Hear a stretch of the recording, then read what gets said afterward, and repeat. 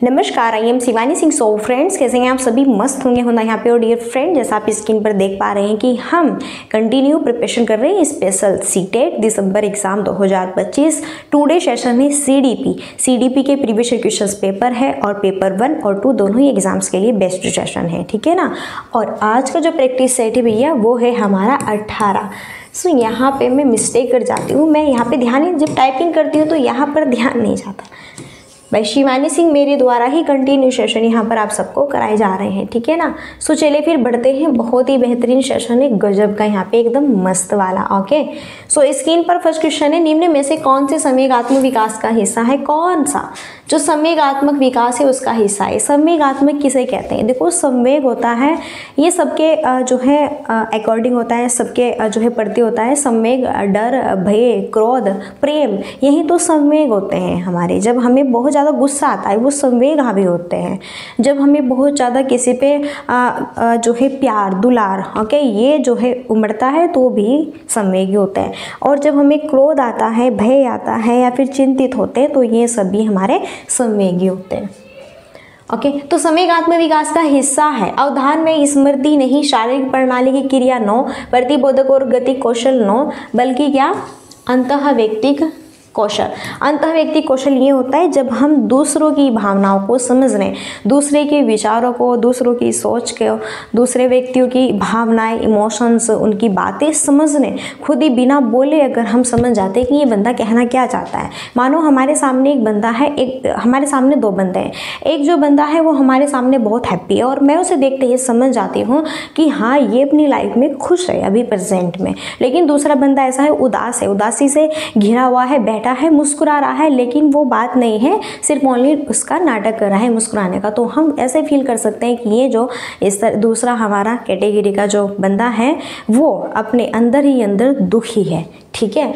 तो जब हम इस तरह से, मैंने बिना कुछ उनसे पूछे ही और उन दोनों के माइंड को पढ़ लिया, तो ये हमारा क्या है, अंतः व्यक्तिक कौशल के अंतर्गत आएगा, ठीक है ना। चलिए नेक्स्ट है, कौन से कारक बच्चों के विकास को निर्धारित व प्रभावित करते हैं? कौन से कारक बच्चों के विकास को निर्धारित व प्रभावित करते हैं? आनुवांशिकता, हेरिडिटी, भौतिक वातावरण, सामाजिक सांस्कृतिक कारक। ऑप्शन नीचे दिए हुए हैं, बताना है कौन सा करेक्ट है। तो बच्चों के विकास को, विकास, डेवलपमेंट, ओके, बार बार मैं इसकी आपको डेफिनेशन बताती हूँ। विकास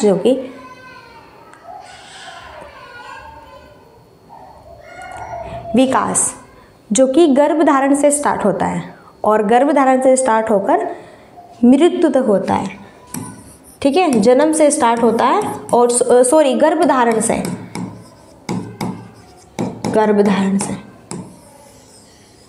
ठीक है ना। तो कैसे बच्चा का जो विकास होता है वो गर्भधारण से स्टार्ट होता है और गर्भधारण से स्टार्ट होकर मृत्यु तक चलता है। विकास की प्रक्रिया सिर से पैर की ओर होती है, केंद्र से बाह्य की ओर होती है। ओके, पहले बालक के सिर का विकास होगा, बाद में धीरे धीरे पैरों का विकास होगा। ऑब्वियसली चीज़ें समझ रहे होंगे। अब देखो, हेरिडिटी, भौतिक वातावरण, सामाजिक सांस्कृतिक कारक, ये सब चीज़ें। आनुवांशिकता, मानो कि पेरेंट्स हैं यहाँ पे और पेरेंट्स जो है, हमारे पेरेंट्स में कुछ हुनर है, सिंगिंग का, गाने का, या फिर वो IAS वगैरह है, जो भी है, तो बच्चे में भी क्वालिटी वो हो सकती है अपनी मम्मा के प्रति, अपने पापा के प्रति, वो चीज़ उसमें भी उत्पन्न हो सकती है। अब देखो, ये तो हेरिडिटी हुआ, कि अगर मम्मी उनकी सिंगर है, गाने में बहुत परफेक्ट है, तो उसकी जो संतान है वो भी गाने में बहुत परफेक्ट है।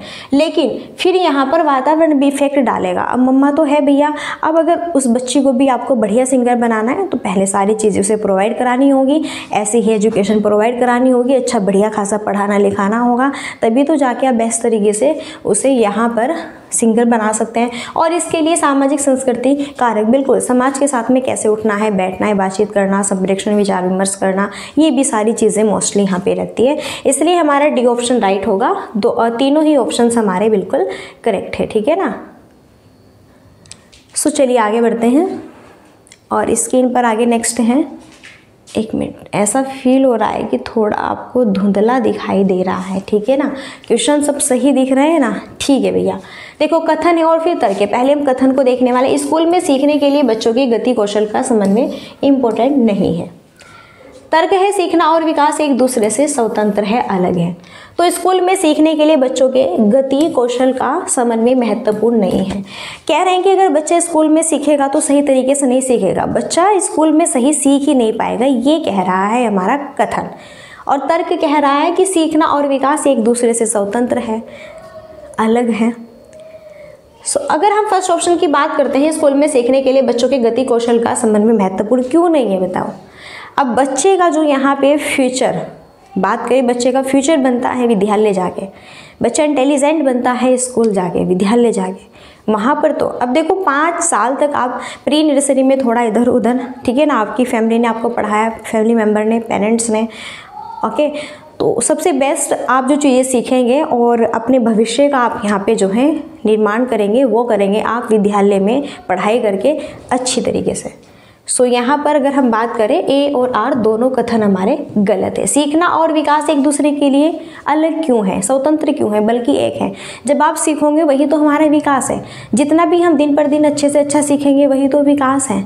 जो भी सीखेंगे वही सब विकास ही तो है, विकास के ही श्रेणी में आएगा, ठीक है ना। नेक्स्ट, माध्यमिक स्कूल में परिवार व समकक्षों की बच्चों के विकास में क्या भूमिका है। माध्यमिक स्कूल में 6 to 8 की बात कर रहे हैं। माध्यमिक स्कूल में परिवार व समकक्षों की बच्चों के विकास में क्या भूमिका है। दोनों की कोई भूमिका नहीं है। परिवार की भूमिका नहीं है, समकक्षों की महत्वपूर्ण भूमिका है। समकक्षों की कोई भूमिका नहीं है, परिवार की ही भूमिका है। दोनों की अलग अलग परंतु महत्वपूर्ण भूमिका है। कह रहे हैं यहाँ पर माध्यमिक स्कूल में परिवार व समकक्षों के बच्चों के विकास में क्या भूमिका होगी। बताओ कि जो 6 to 8 जब बच्चे स्कूल जाते हैं, पढ़ते हैं, तो बताइए, देखो क्या सिर्फ और सिर्फ ये भी नहीं कह सकते कि सिर्फ और सिर्फ आप अपने विद्यालय से ही सीखते हैं, ये भी नहीं कह सकते कि ओनली आप अपने घर से ही सीख सकते हैं, बल्कि हमारे लिए दोनों ही परफेक्ट होते हैं। क्यों? क्योंकि सबसे पहले तो हम अपने परिवार से ही हमारी नींव मजबूत होती है, अपनी फैमिली से ही हम सीखते हैं, और दूसरी जो कैटेगरी है वो हमारी विद्यालय है, मीडिया है, आस पड़ोस के बनते हैं, ये सारी चीज़ें फिर हमारी तब रहती है। तो यहाँ पर दोनों की अलग अलग परंतु बहुत इंपॉर्टेंट भूमिका है। देखो, दोनों की, परिवार की अपनी एक अलग जो है प्रक्रिया है सिखाने की, समझाने की, और स्कूल की अपनी एक अलग प्रक्रिया है, ठीक है ना। इसलिए दोनों क्या है, अपने आप में महत्वपूर्ण है। नेक्स्ट है, एक विद्यार्थी शाब्दिक कथन के तर्क को बिना वास्तविक परिस्थिति से संबंधित किए विवेचित कर लेता है। तो जीन प्याजे के अनुसार विद्यार्थी संज्ञानात्मक विकास की किस अवस्था में है। औपचारिक संज्ञानात्मक अवस्था, पूर्व संज्ञानात्मक अवस्था, मूर्त संज्ञानात्मक अवस्था, संवेदीगामक अवस्था। ओके, तो जीन प्याजे का अगर हम बात करें, ये क्वेश्चन है, और जीन प्याजे जो है 4 अवस्थाएं बताते हैं। ओके, बहुत इंपॉर्टेंट है। कह रहे हैं कि शाब्दिक कथन के तर्क को बिना वास्तविक परिस्थिति से संबंधित किए विवेचित कर लेता है। बिना वास्तविक यानी कि हमारे सामने कुछ चीज़ दिखाई भी नहीं दे रही और हमने अपने मन ही मन उसका यहाँ पे उस वस्तु का, उस चीज़ का जो है अपने माइंड में चित्र बना लिया, फिर अपने मन ही मन उसका सॉल्यूशन निकाल लिया, तो वो आएगा हमारा औपचारिक संज्ञानात्मक अवस्था के अंतर्गत। इसे हम अमूर्त संज्ञानात्मक अवस्था भी कहते हैं। अमूर्त संज्ञानात्मक अवस्था वो होता है कि जो हमारे सामने भी नहीं होता है, उसे हम समझ सकते हैं, सोच सकते हैं, और उस पर हम यहाँ पर क्वेश्चंस भी बना सकते हैं, ठीक है। तो ये यहाँ पर हमारा औपचारिक, कह रहे हैं कि बिना वास्तविक, बिना चीज़ें देखे, बिना रियलिटी देखे भी हम उसका विवेचन कर लेते हैं। यानी कि हमारे सामने देखो, बादल हमने छुए नहीं हैं, लेकिन हम बादल का रंग कैसा है, क्या है क्या नहीं, किस तरह से बारिश होती, क्या सारी चीज़ें हम परिपूर्ण बता सकते हैं, ठीक है ना। क्योंकि अब हम परिपक्व हो चुके हैं, और ये वाली स्टेज तो आपकी 12 से 18 प्लस होती है। नेक्स्ट है, जीन प्याजे के अनुसार बच्चों की सोच वयस्कों से कैसी होती है। गुणात्मक रूप से भिन्न होती है, मात्रात्मक से भिन्न होती है, कम होती है, या फिर बेहतर होती है। तो जीन प्याजे के अकॉर्डिंग बच्चों की सोच वयस्क, देखो वयस्क में होते हैं जो हमसे बड़े होते हैं, जैसे कि बाय द वे हमारे पेरेंट्स की कैटेगरी के होते हैं, हमारे दादा दादी की कैटेगरी के होते हैं। तो और बच्चे तो भैया बच्चे होते हैं, ठीक है। आप देखो, जो हमारे पेरेंट्स हैं या फिर जो है अलग बंदे हैं, और ठीक है, उन्हें अपनी अलग नॉलेज है, उन्हें तो नॉलेज होगी भैया, उनकी पूरी लाइफ गुजर चुकी है, लेकिन बच्चों की सोच वयस्कों से कैसे होती है, वो गुणात्मक रूप से भिन्न होती है। क्या होती है? गुणात्मक रूप से भिन्न होती है। अभी देखो वह बच्चा है, वो धीरे धीरे चीज़ें सीखेगा, लेकिन उसकी सोच और आपकी सोच में बहुत डिफरेंस होता है। ठीक है, आप अपने तरीके से सोचते हैं, बच्चे अपने तरीके से चीज़ों को सोचते हैं। क्लियर है? इसलिए गुणात्मक रूप से क्या है? भिन्न है। क्या है? गुणात्मक रूप से भिन्न है। ठीक है, अगर आप बच्चे को कहेंगे कि भैया आप जो है गिलास में पानी पियो, गिलास में पानी पियोगे तो पानी नीचे नहीं गिरेगा, लेकिन बच्चे का माइंड कह रहा है नहीं मुझे तो कटोरी में ही पानी पीना है, फिर कप में पीना है, बोतल में पीना है। और डैडी कह रहे हैं, फिर मम्मा कह रही है कि नहीं आपके ऊपर खिंच जाएगा, ये हो जाएगा, वो हो जाएगा, लेकिन बच्चा भी धीरे धीरे अपने ज्ञान का निर्माण कर रहा है। नेक्स्ट है कोहलबर्ग के नैतिक विकास के किस चरण में व्यक्तियों का मानना है कि नियमों में आपसी समझौते शामिल होने चाहिए और व्यक्ति के अधिकारों की रक्षा की जानी चाहिए। आंतरिक सापेक्षता अभिविन्यास, सजा और आज्ञाकारिता अभिविन्यास, सामाजिक अनुबंधन अभिविन्यास, अच्छा लड़का अच्छी लड़की अभिविन्यास।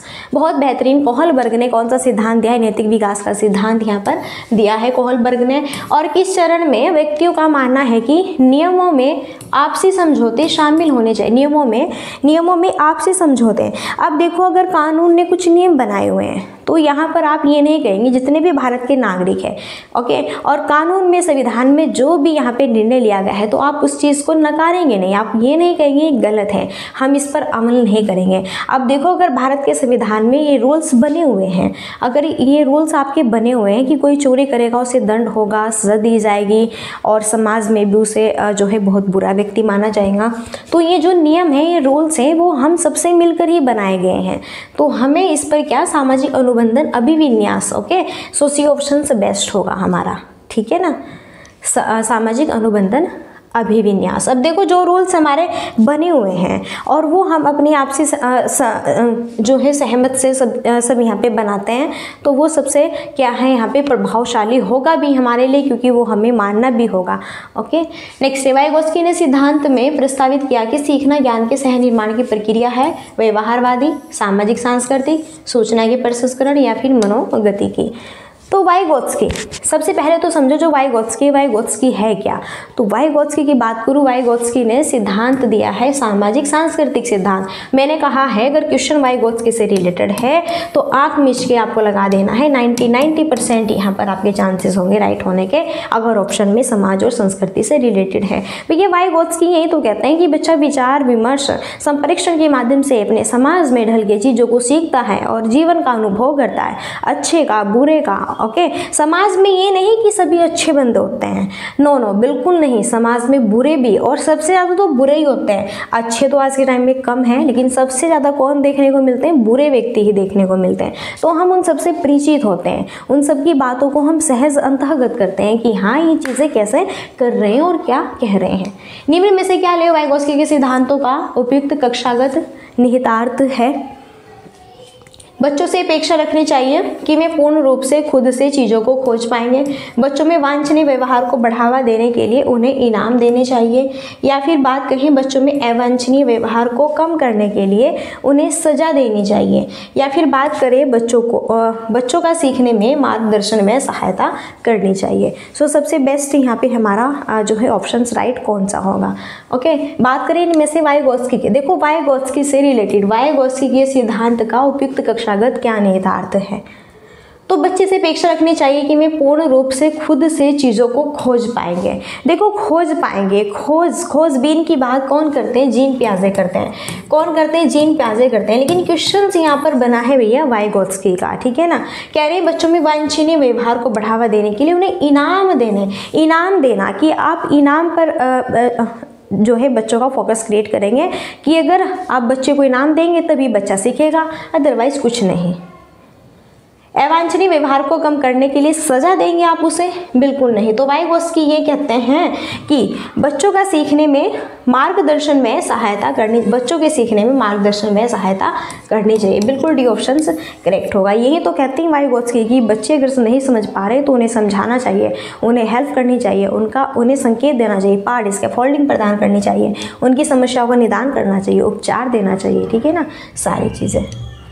नेक्स्ट है, रोमा जसप्रीत को एक क्रॉस वर्ण पहेली सुलझाने में संकेत व इशारे देकर मदद करती है। जब तक जसप्रीत उसे करने में बेहतर न हो जाए रोमा को धीरे धीरे कर अपनी मदद कर करना निम्न में से किसका एग्जाम्पल है? चुप।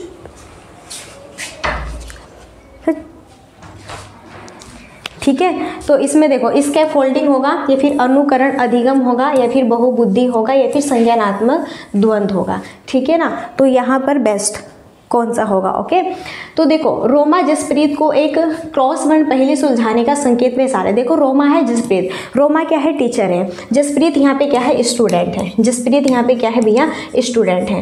अब टीचर्स ने उसे एक पहेली दी, जैसे एक गेम्स होता है तो एक पहेली उसे सुलझाने के लिए, लेकिन बच्चा अगर नहीं समझ पा रहा है तो टीचर्स ने उसे थोड़े हल्के फुल्के क्या दिए यहाँ पे? संकेत दिए कि आप ऐसे नहीं ऐसी चीज़ों को सीख सकते हैं। तो वो यहाँ पे अगर हम बात करें, ये आपका वाइगोत्स्की से रिलेटेड क्वेश्चन है और ये होगा हमारा क्या? इसके फोल्डिंग पार्ट के अंतर्गत। देखो अगर हम बच्चे को कुछ भी पढ़ा रहे हैं और उन्हें कुछ थोड़ी समस्या हो रही है, और सबसे पहले तो यही है भैया कि अगर हम बच्चों को पढ़ाएंगे तो सबसे पहले हम उन्हें खुद उस चीज़ के बारे में बताएंगे। पहले तो हम ही समझाएंगे, हम ही पढ़ाएंगे, हम ही रूल्स बताएंगे कि कैसे इस सम्स को सॉल्व करना है। फिर बाद में आप उसे धीरे धीरे सीखेंगे और फिर उस पर आपकी हेल्प होगी।